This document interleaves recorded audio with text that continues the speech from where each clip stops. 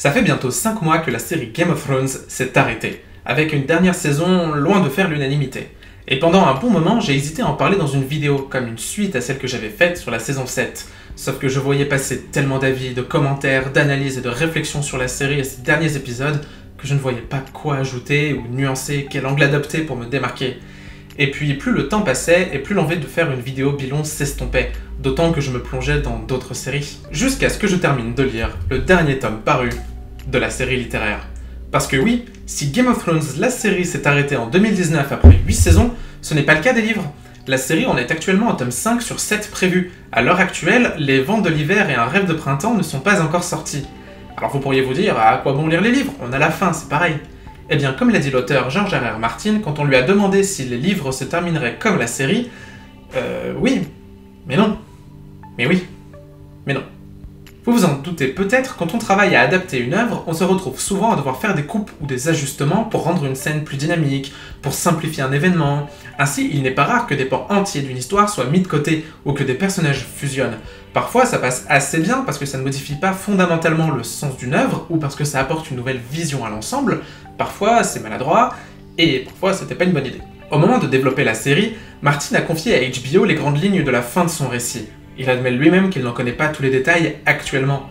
Et les showrunners et scénaristes de la série ont donc dû se débrouiller avec ça au fil des saisons, adaptant d'abord les intrigues des livres, puis inventant complètement les leurs à partir de la saison 5, en ignorant donc si tous leurs choix colleraient avec leur pendant littéraire. Bon, je ne me prononcerai pas sur cet exercice difficile qui consiste à adapter à l'aveugle une série toujours en cours. Par contre, il y a une chose que je peux vous dire, c'est qu'actuellement, la situation dans les livres est de loin bien différente. Et peut-être même plus complexe que la série.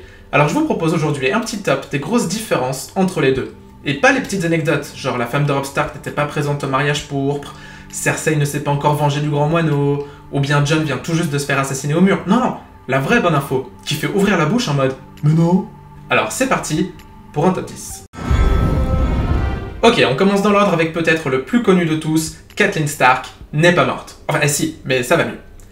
Après les noces pourpres où on lui a tranché la gorge, son corps a été jeté dans les eaux du fleuve, et c'est Nymeria, l'ancienne louve d'Arya, qui tire son corps sur la berge et empêche le reste de sa meute de toucher au cadavre. C'est ensuite la fraternité sans bannière qui va la trouver, et Arwyn, l'ancien maître des écuries de Winterfell, suppliera Thoros de Myr, le prêtre rouge, de la ramener à la vie, comme il le fait si souvent pour Beric Dandarion. Petit aparté, celui-ci revient quand même un peu plus faible que la fois d'avant, hein. Il a 26 ans, et quand on le regarde, on a l'impression qu'il en a 70. Mais Thoros répondra que cela fait trop longtemps pour la ressusciter. Beric Dondarrion sacrifiera alors sa vie en pratiquant l'ultime baiser, un rituel du dieu unique qui consiste à faire passer la flamme de sa vie dans une autre personne. Catelyn revient à la vie. Après si longtemps, son corps est pâle, ses cheveux à moitié partis, et surtout, elle ne cicatrise pas, ce qui l'empêche quasiment de parler du coup. On l'appelle alors Lady Stoneheart, Lady Cœur de Pierre. Elle prend la tête de la fraternité, du moins ceux qui acceptent de rester, et oublier la personnalité de Catelyn Stark. Son seul et unique but, désormais, c'est la vengeance. Tous ceux qui ont eu un semblant d'implication dans les noces pourpres sont une cible. Et justement, elle va même s'en prendre à Brienne, et autant dire que l'épée à tête de lion que lui a offert Jaime Lannister et la lettre signée par Tommen en sa possession la désignent tout droit comme une traître. Alors qu'elle et ses compagnons allaient être pendus, elle crie quelque chose qui fait se raviser Lady Stoneheart. Et on ne reverra Brienne que plus tard, rencontrant à nouveau Jaime et lui mentant en disant que Sansa Stark est retenue par le limier et qu'il doit venir seul ou il la tuera. Va-t-elle le mener tout droit vers Lady Stoneheart? C'est encore un mystère. Dans la série, Dorne ne fait pas grand-chose. Oberyn Martell apparaît dans la saison 4, meurt aussi sec, et ensuite on suivra vaguement sa compagne et leurs enfants, on verra rapidement Myrcella Lannister là-bas, et c'est tout. Dans les livres, Dorne prend de l'importance avec l'arrivée d'Oberyn, oui, mais ça ne s'arrête pas à sa mort, loin de là, parce que la moitié du pays semble avoir des plans secrets derrière. Alors on va faire simple, craignant que les enfants d'Oberyn ne vengent la mort de leur père et ne ruinent ses plans, Doran Martell, le souverain de Dorne, les fait enfermer dans leurs appartements. On ne parle pas de cellules crasseuses type donjon, hein, mais de leurs chambres, elles ont des serviteurs, simplement elles ne peuvent pas les quitter. Il finira toutefois par les en faire sortir et par confier une mission à chacune des 3 aspics des sables, comme on les surnomme. Elles devront infiltrer Westeros, chacune avec un but différent. À côté, la propre fille de Doran, Arianne, elle, a tenté de fuir avec Myrcella, afin de faire prévaloir ses droits au trône par rapport à Tommen, puisqu'elle est plus âgée que lui. Mais le plan a malheureusement échoué, la jeune Lannister perdant même une oreille au passage, et il faut maintenant garder cette information et sa blessure secrète pour ne pas déclencher un incident diplomatique entre Dorne et les forces des 7 couronnes. Quant à la plus grande machination de Dorne, c'est un secret bien gardé, mais il se trouve que Viserys III, le second fils du roi Aerys Targaryen, était promis à la princesse Arianne Martell de Dorne. Oui, Viserys, le frère de Daenerys. Sauf que la mort de celui-ci a rendu le mariage caduc, et oui, il est mort.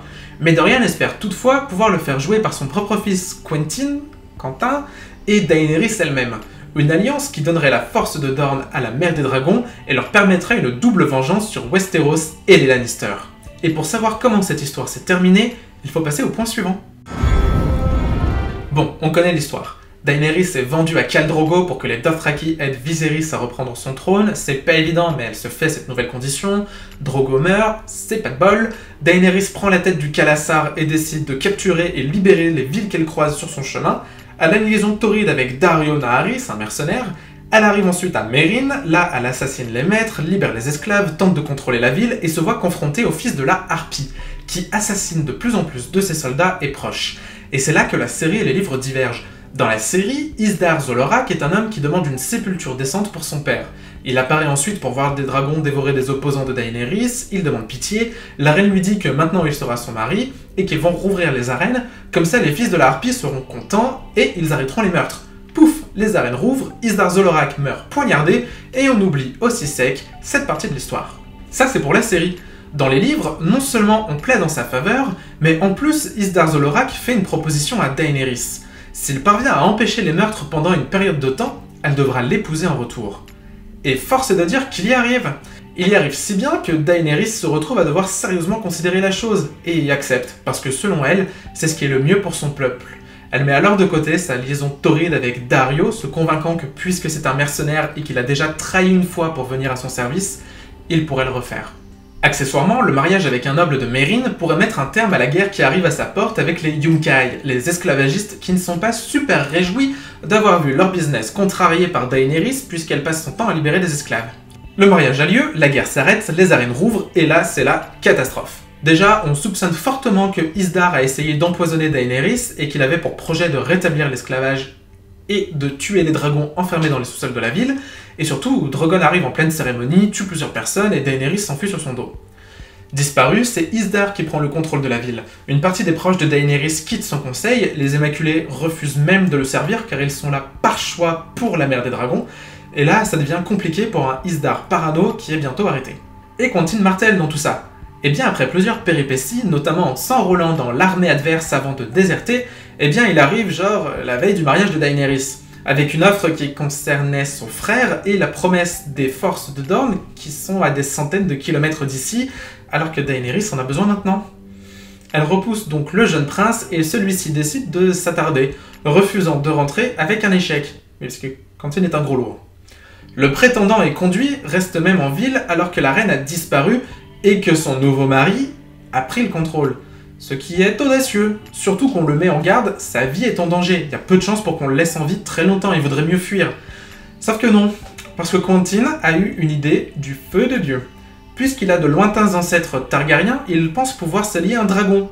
Sauf que lorsqu'il parvient enfin à les rencontrer, il est brûlé vif. Les dragons parviennent à s'échapper en semant chaos et destruction, et le prince de Dorne meurt de ses blessures peu de temps après. Après ces histoires sur Daenerys, vous vous dites peut-être, mais elle n'avait pas des super conseillers pour l'aider, et il était où Tyrion? Eh bien sachez qu'actuellement, Tyrion Lannister n'a jamais rencontré Daenerys Targaryen, et c'est pas faute d'essayer pourtant. Après avoir été accusé du meurtre de Joffrey Lannister, il a droit à un procès désastreux, puis un duel catastrophique, jusqu'à ce qu'on organise son évasion. Une évasion à laquelle ne se joint pas Varys, celui-ci restant à Port-Réal. Tyrion arrive d'abord chez Illyrio Mopatis, l'allié de Varys, et celui chez qui Daenerys et Viserys vivaient au tout début de la série. Là-bas, on veut l'envoyer à Daenerys, alors on s'arrange pour le faire sortir de ville et voyager en bateau sur un fleuve avec d'autres personnes qui ont la même destination. Et on va en reparler, parce que l'un d'eux est extrêmement important. Lors d'une escale, Tyrion convainc le maître qui l'accompagnait de le laisser aller dans une maison close, parce que ça fait longtemps que Tyrion n'a pas connu les plaisirs de la chair. Mais Jorah Mormont, qui avait été renvoyé par Daenerys pour trahison et qui traînait lui aussi dans une maison close, le kidnappe dans le but de le livrer à Daenerys et regagner ainsi ses faveurs. Ils vont embarquer avec d'autres personnes sur un bateau pour Meereen, en passant par la mer, sauf que le bateau est arraisonné par des pirates esclavagistes qui les vendent sur un marché. Lui, Penny, elle s'appelle Sol en français je crois, et Jorah Mormont sont tous trois achetés par le même homme qui collectionne les esclaves les plus étranges. Ce nouveau maître va justement se rendre à Meereen avec eux pour le mariage de Daenerys, mais l'attaque de Drogon sur la reine tourne court au spectacle, et il attrape même l'épidémie qui se répand en ville et aux environs. Pressentant la mort prochaine de leur propriétaire, Tyrion, Penny et Jorah trouvent à s'échapper et rejoindre la compagnie de mercenaires des Pruinés, pour un plan qu'on ignore, mais qu'on imagine l'éloigner encore de Meereen et de Daenerys, qui va bien y revenir un jour. Viserys Targaryen, Daenerys Targaryen, Maître Aemon Targaryen et Jon Snow qui est Aegon Targaryen, et voilà, on a fait le tour. Ou pas, parce que les livres nous ont dévoilé un potentiel autre Targaryen. Un potentiel autre Aegon Targaryen, fils de Rhaegar Targaryen et Elia Martell. Varys aurait réussi à échanger le tout jeune bébé Aegon avec un autre, celui qui sera écrasé contre un mur par la montagne. Le nourrisson est envoyé au loin, accompagné de Lord John Connington, qui était un proche ami de Rhaegar. Et de sa plus tendre enfance jusqu'à l'âge adulte, on instruira le jeune prince sur divers sujets pour faire de lui un bon roi.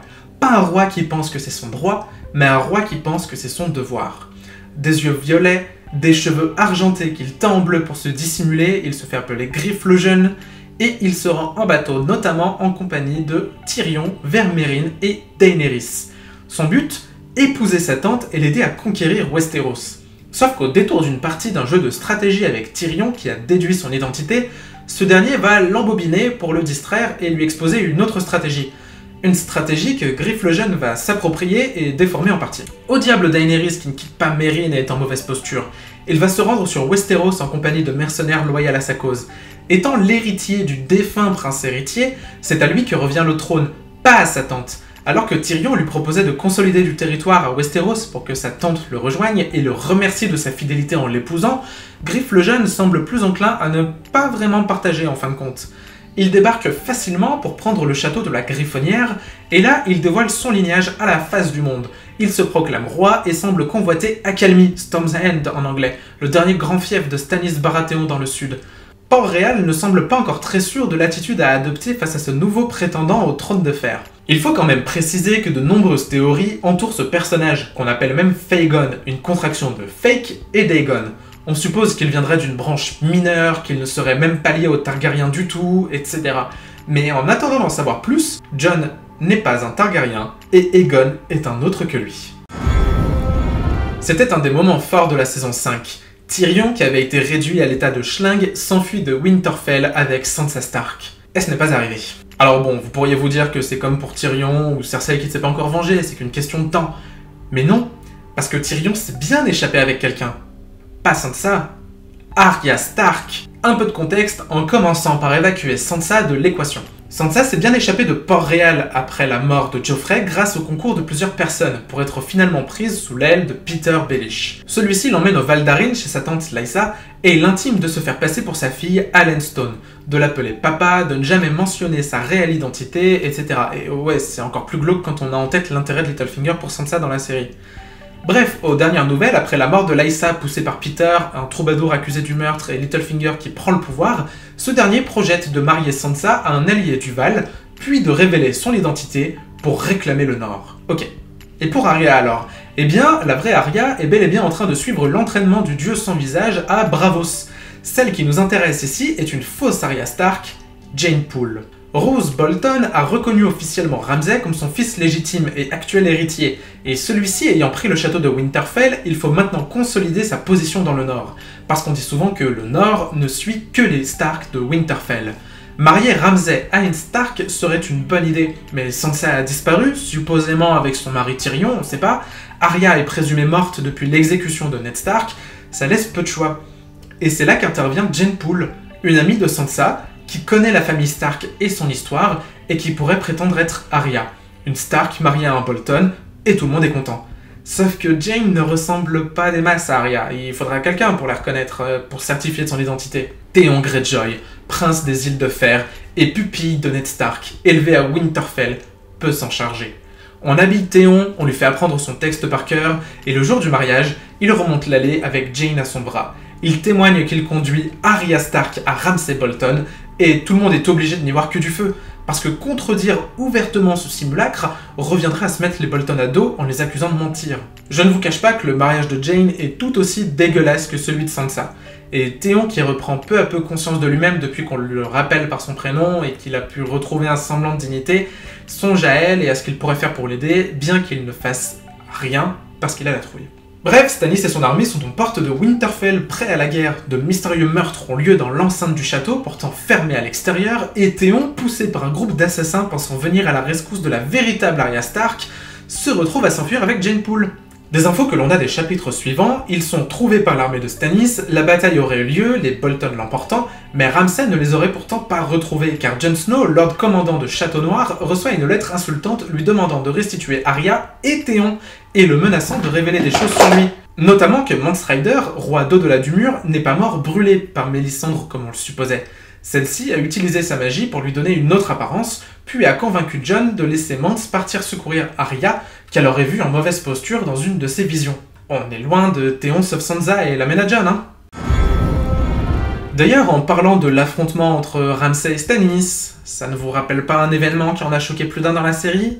Un événement qui prend place un peu avant, parce que l'armée de Stannis a froid, déserte, est en mauvaise posture, avec une petite fille et un bûcher. Et oui, on va arriver dans les révélations plus intrigantes que choquantes sur la situation dans les livres. Shireen n'a pas été brûlée vive. En effet, si Stannis est bien parti continuer sa guerre, Mélisandre, la reine Célise et sa fille Shireen sont restés à Château Noir et attendent qu'on leur aménage une résidence dans un ancien camp de la garde de nuit. Bon, ça fait léger la révélation, alors on va parler d'un personnage totalement absent de la série, et pourtant qui se révèle être un des plus mystérieux, Baryol, ou Patchface en version originale. Je ne sais pas si le plus fascinant pour commencer, c'est son apparence ou son histoire, alors on va débuter par le premier. Il a le visage tatoué de carreaux rouges et verts, il porte des vêtements en fourrure qu'il s'est peut-être bien fait lui-même, et des clochettes sur son bonnet. Il serait aussi atteint d'une sorte d'épilepsie. Et pour son histoire, il s'agit de Stephen Baratheon, le père de Robert, Stannis et Renly, qui le trouve à Volantis, et dans une lettre, il vante les talents de l'esclave qu'il a acquis, et assure même qu'il pourrait faire rire Stannis.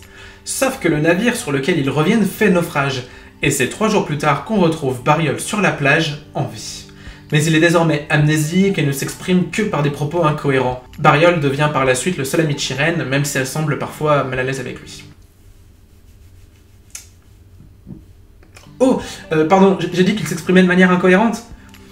Je voulais dire qu'il parle en énigme, et probablement en prophétie.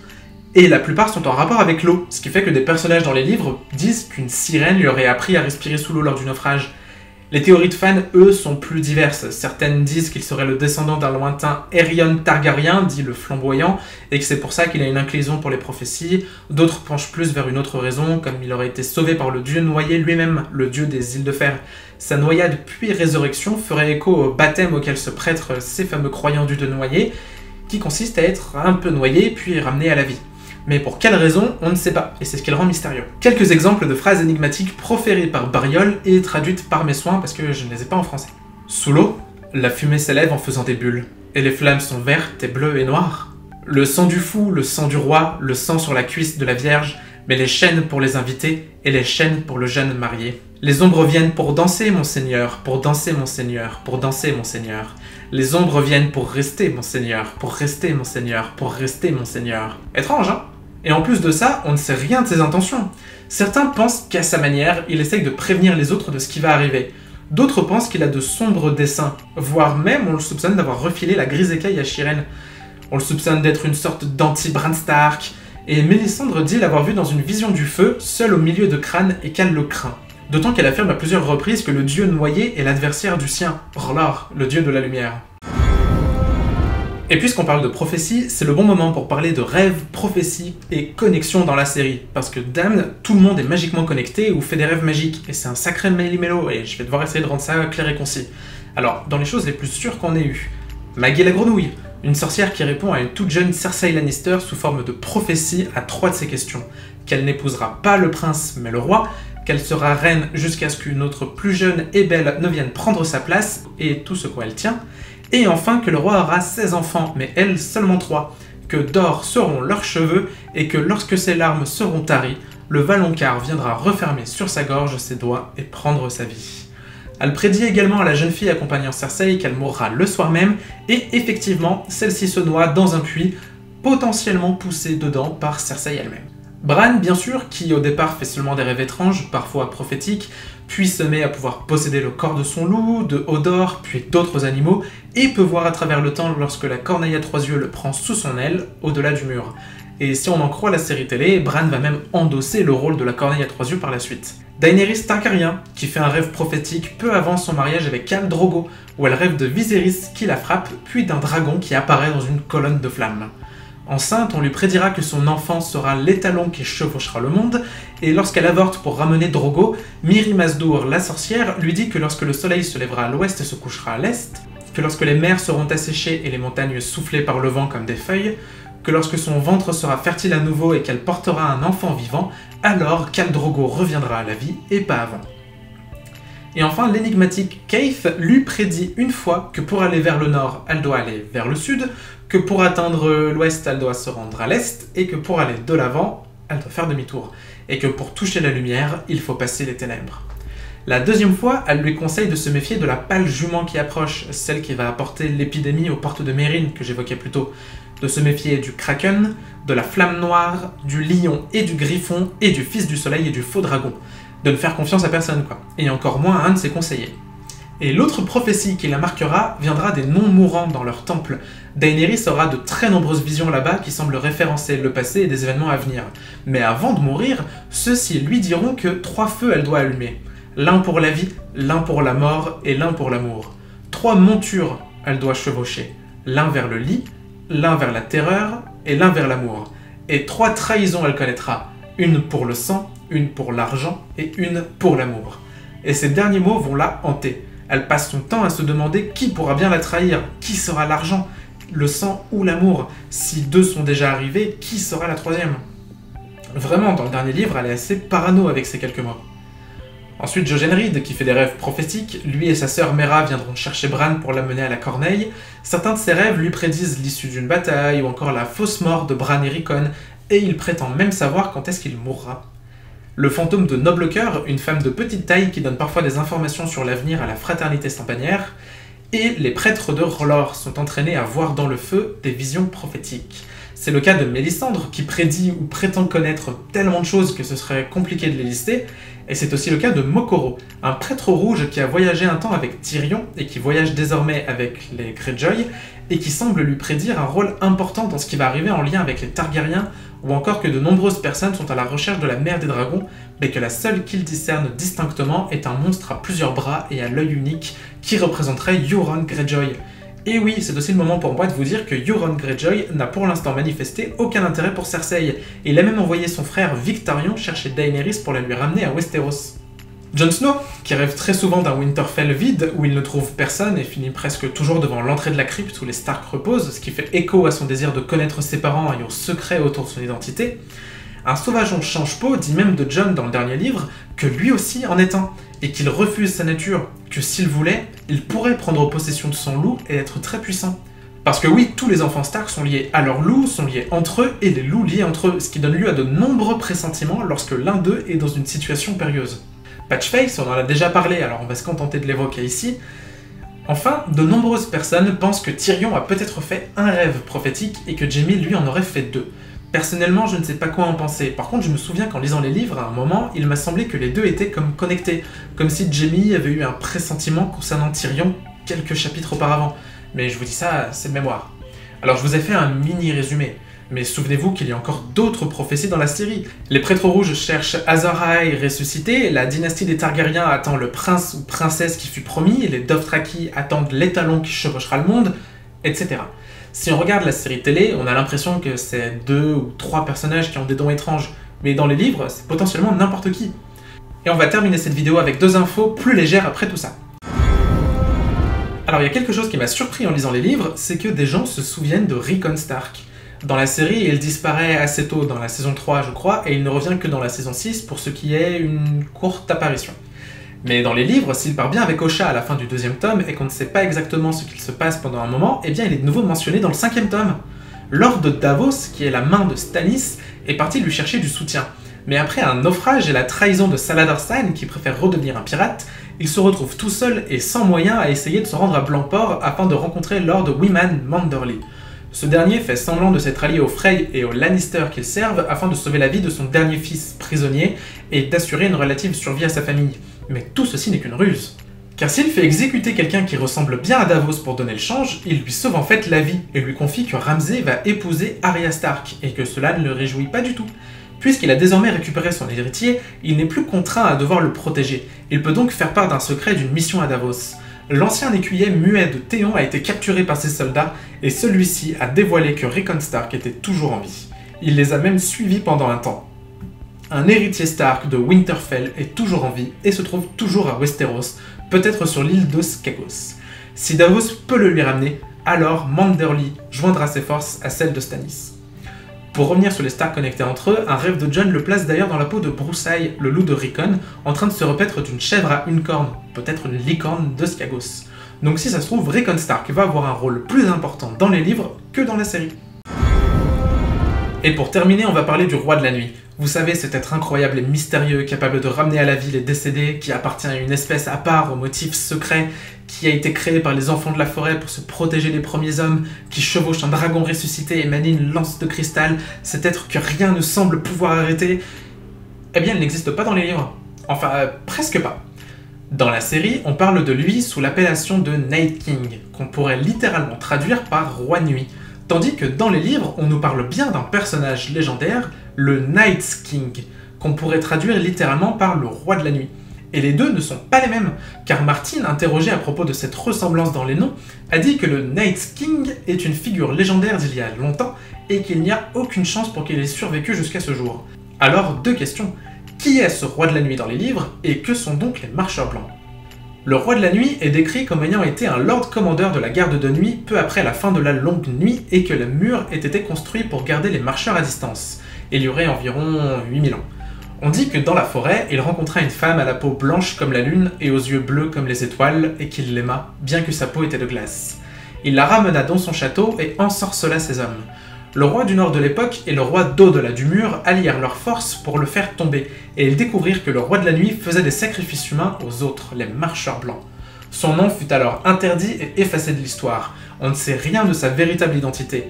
La vieille Nan, la nourrice des enfants Stark, dit même connaître une version de l'histoire où il aurait été un Stark justement, peut-être même un Brandon, le frère du roi du Nord, mais elle en connaît autant avec d'autres noms. Et enfin, concernant les autres, on ne sait quasiment rien d'eux, et de leur motivation dans les livres. Ils sont souvent décrits comme ayant une étrange beauté, grands, fiers et durs comme de vieux os, le froid les accompagne et ils ont des épées d'un cristal qui peut briser l'acier.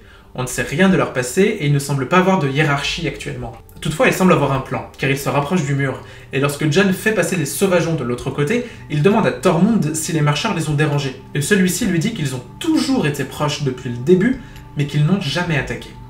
Et grâce à Sam, on sait qu'ils sont vulnérables au ver dragon et l'acier de dragon, ce qui pourrait être une autre appellation de l'acier valérien. Et c'est à peu près tout. C'est dans le 6e tome que l'on devrait en apprendre plus sur eux. Pouh, ça en fait des infos, hein. J'espère que j'ai réussi à rendre ça digeste. Pour conclure, je tiens à dire que cette vidéo n'est pas à charge contre la série. Comme je le disais en intro, j'ai conscience que le travail d'une adaptation est de choisir quoi adapter justement. Par exemple, avoir créé le Roi de la Nuit dans la série pour donner une figure identifiable à la menace des marcheurs, c'est quelque chose que je comprends comme démarche. J'espère qu'avec tout ce que je viens de dire, vous avez une vue d'ensemble de la situation compliquée dans laquelle est l'histoire des livres, et peut-être même que vous avez envie de les lire pour en savoir plus. Parce que oui, j'ai laissé des choses de côté. Et d'ici la prochaine vidéo, vous pouvez laisser un pouce en l'air ou un commentaire, partager celle-ci pour que le monde entende ces incroyables anecdotes, et vous abonner pour ne rien manquer des futures vidéos. Salut!